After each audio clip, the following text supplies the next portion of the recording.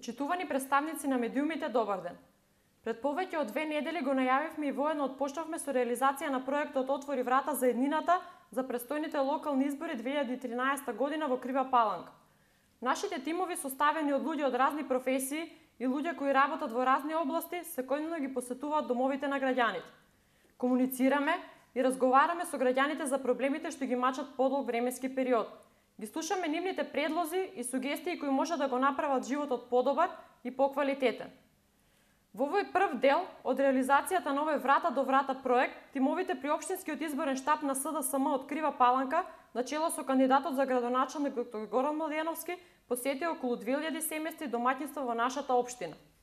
Денес, слободно можеме да заклучиме дека граѓаните на општина Крива Паланка со големо задоволство ги отвараат вратите на своите домови за да разговараат со нашиот ценен кандидат и со нашите представници. Граѓаните даваат огромна поддршка на овој проект и начин на комуникација.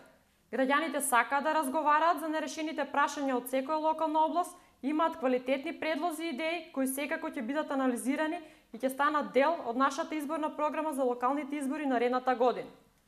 Почитувани, во наредните 30 дена ќе продолжиме со нашиот пред позитивен и искрен теренски проект во кој ќе се појавиме пред сечија врата, ќе стапиме во контакт и ќе разговараме за проблемите и решенијата со секој поединец.